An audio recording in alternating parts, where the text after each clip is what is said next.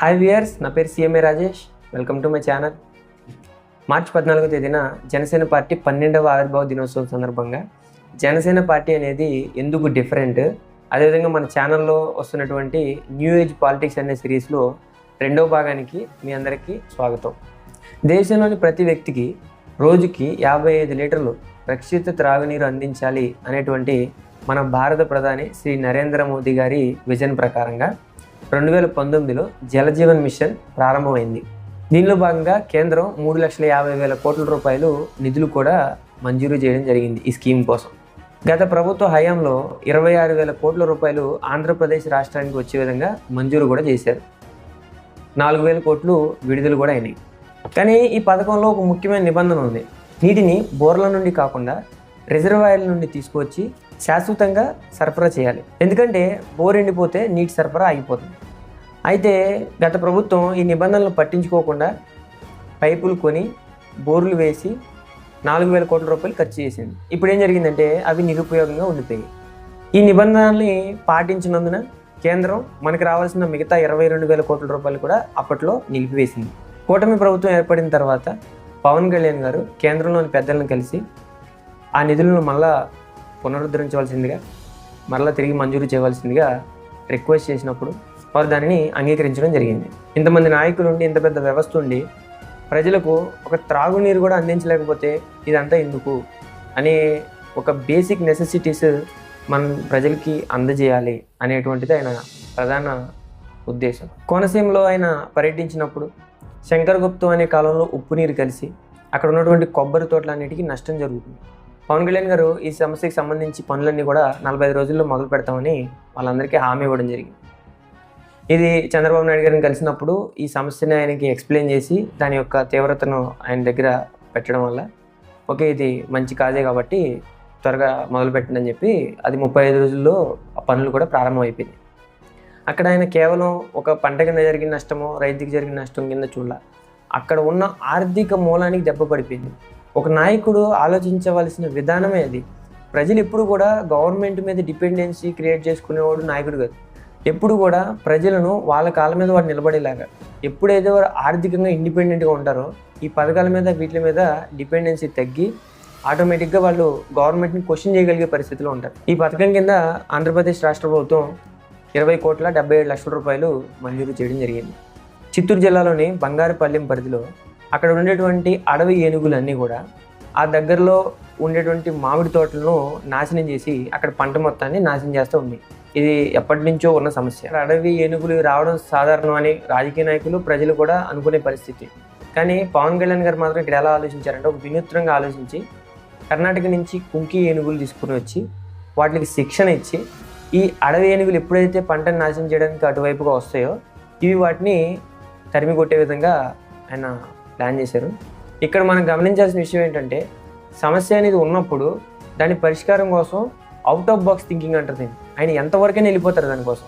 అది కుంకి ఏనుగులు తీసుకురావడమా ఇంకొకటి అనేది కాదు. ఆయన ముందు సమస్య ఉండకూడదు, రైతులు ఇబ్బంది పడకూడదు, ప్రజలు ముఖ్యంగా వాళ్ళ ఆర్థిక మూలాలు అనేవి బాగుండాలి. ఆయన ప్రధాన ధ్యేయాన్ని మనం అర్థం చేసుకోవాలి. ఇక్కడ సైమన్ సినెక్ గారు చెప్పినటువంటి ఒక కోట్ నాకు గుర్తొస్తుంది.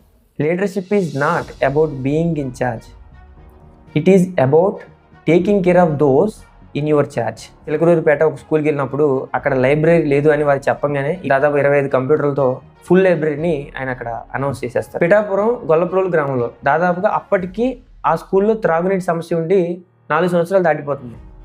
మా అంటే ఒక 4 లక్షలు ఖర్చు పెడితే ఆ పని అయిపోద్ది. కానీ చిత్తశుద్ధి ఉండాలి. పవన్ కళ్యాణ్ గారు వచ్చి చిత్తశుద్ధితోటి 4 లక్షలు దానికి పెట్టి అక్కడ ఉన్నటువంటి ఆ విద్యార్థులందరికీ తాగునీటి సమస్యను తీర్చారు. ఇదే స్కూల్లో 449 మంది విద్యార్థులు లబ్ధి పొందుతున్నారు. కడపలో దేశంలోనే మొట్టమొదటిసారిగా స్మార్ట్ కిచెన్ అనేదాన్ని ప్రారంభించారు. ఈ స్మార్ట్ కిచెన్లో భాగంగా అక్కడ ఉన్నటువంటి 12 ప్రభుత్వ పాఠశాలలకి ఒక హైజీన్ ఎన్విరాన్మెంట్లో వండినటువంటి ఫుడ్. ఇక్కడ ఏంటంటే ఇక్కడ పాత్రలన్నీ కూడా స్టెయిన్లెస్ స్టీల్ అయి ఉంటాయి. క్లీనింగ్ ప్రాసెస్ అంతా కూడా చాలా హైజీన్లో జరుగుతుంది. సీసీ కెమెరాలు పర్యవేక్షణ అక్కడ ఉంటుంది. అక్కడ సరుకులు స్టోరేజ్ చేసేది కూడా చాలా నీట్గా మెయింటైన్ చేస్తారనమాట. ఇక్కడ కూడా 12 స్కూల్స్లో కలిపి దాదాపు 2,200 మంది విద్యార్థులు లబ్ధి పొందుతున్నారు. మామూలుగా ఏంటంటే ఈ ప్రకృతి విపత్తులు, తుఫాన్లు ఇలాంటివి సంభవించినప్పుడు అక్కడ కొన్ని ఏర్పాట్లు అటు ఇటు అయిపోతూ ఉంటాయి. ఫర్ ఎగ్జాంపుల్ వాళ్ళని తీసుకొచ్చే క్రమంలో కొన్ని విషయాలు మర్చిపోతుంటారు. పవన్ కళ్యాణ్ గారు క్లియర్గా ఇనిషియేటివ్స్ తీసుకొని ఈ సమయంలో విద్యుత్ అనేది సరఫరా ఆగిపోతుంది, కొన్ని ఎసెన్షియల్ సర్వీసెస్ ఉంటాయి, ఫర్ ఎగ్జాంపుల్ హాస్పిటల్స్ అలాంటివి. సో వాటికి సరఫరా ఆగకూడదని 1037 డీజిల్ జనరేటర్ని అక్కడ ముందే అమర్చేశారు. అత్యవసర సేవలకి భంగం కలగకుండా ఆయన తీసుకున్నారు. ఒక ప్రకృతి ప్రేమికులుగా మనందరికీ చాలా నచ్చేటువంటి ఇంకొక విషయం ఆయన తీసుకొచ్చిన ఒక వినూత్న నిర్ణయం అని చెప్పొచ్చు. అది మ్యాజిక్ డ్రైన్స్. ఇక్కడ 12 to 17 mm ఉండే కంకరని డ్రైనేజీల్లో అట్లా డ్రైన్ లాగా పోసి వాటిలో ఏం జరుగుతుందంటే ప్రతి 30 మీటర్లకి ఒక గుంతని ఏర్పాటు చేయడం జరిగింది. ఎప్పుడైతే వర్షం పడుతుందో ఆ నీళ్ళంతా కూడా ఇందులోకి ఇంకిపోతాయి. ఇంకిపోయినప్పుడు ఆ భూగర్భ జలాలు కూడా పెరుగుతాయి. దీనివల్ల భూమి కూడా చల్లబడుతుంది. రోడ్ల మీద వాటర్ నిలకపోవడం వల్ల రోడ్లు కూడా తొందరగా పాడుగావు. దోమలు వచ్చేది కూడా బెడద తగ్గుతూ ఉంటుంది.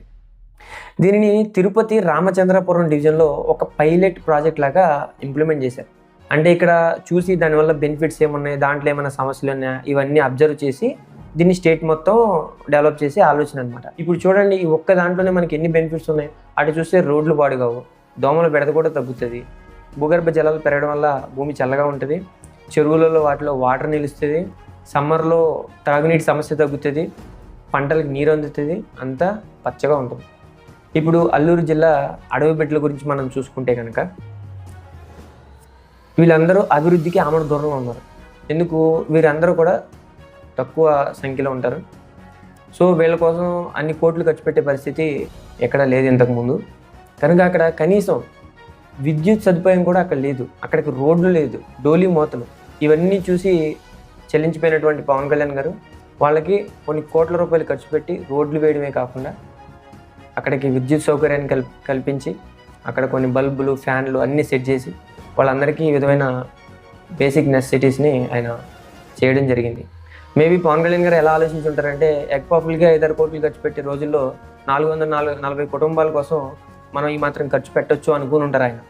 పైగా ఈ రోడ్లు, ఈ విద్యుత్ అనేది వాళ్ళ హక్కు కూడా. ఇంతటితో ఆగిపోలేదు. పవన్ కళ్యాణ్ గారు అప్పటిదాకా మమ్మల్ని ఎవరు పట్టించుకోరు, మా డోలీ మాతల గురించి ఎవరికి పట్టదు, ఈ రాజకీయ నాయకులందరూ ఇలాగే ఉంటారు అనేటువంటి ఒక మానసిక స్థితిలో ఉన్నటువంటి గిరిపుత్రులందరికీ ఇంతటితో ఆగకుండా ఆయన తోటలో పడినటువంటి మామిడి పండ్లు పంపించడం, ఎండకి వాళ్ళు ఉట్టి కాళ్ళతో నడవడం ఆయన అబ్జర్వ్ చేసి వాళ్ళకి చెప్పులు పంపిణీ కూడా చేయడం జరిగింది. ఇదంతా కూడా ఈయన సామాన్య వ్యక్తి కాదు కదా. ఇప్పుడు లార్జెస్ట్ క్రౌడ్ పుల్లర్ తెలుగు స్టేట్స్లో లార్జెస్ట్ క్రౌడ్ పుల్లర్ అంటే పవన్ కళ్యాణ్ గారు అని చెప్తారు.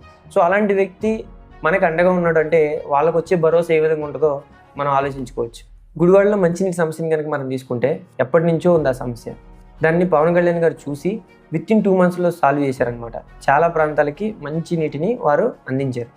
ఈ టెంపరీ పరిష్కారాలు కాదు, మన ఇప్పుడు ట్రాక్టర్ల మీద ఫోటోలు వేయించుకొని దాన్ని ఫ్రీ పబ్లిసిటీ లాగా కొన్ని గ్రామాల్లో తిప్పి వీళ్ళు ఏదో ప్రజల్ని ఉద్ధరించేసినట్టుగా చేసే పరిస్థితులు కాకుండా, ఈ పాలకుల దగ్గరికి ఎంతసేపు చెప్పులు అరిగేదాకా ప్రజలు తిరగాలి, ఈ సంస్కృతిని మార్చి ఒక శాశ్వత పరిష్కారం దిశగా ఆయన వెళ్ళడం నాకు చాలా ఆనందం వేసింది. కాబట్టి కూటమి ప్రభుత్వం స్టార్ట్ అయిన తర్వాత వాళ్ళు చేసే ఎన్నో మంచి పనుల్లో భాగంగా పవన్ కళ్యాణ్ గారి చిత్తశుద్ధి, ఆయనకి సంబంధించినటువంటి న్యూ ఏజ్ పాలిటిక్స్ అనేది చాలా క్లియర్గా కనబడుతుంది. సో మరికొన్ని విషయాలు మనం రాబోయే పార్ట్స్లో చర్చించుకుందాం. ధన్యవాదాలు.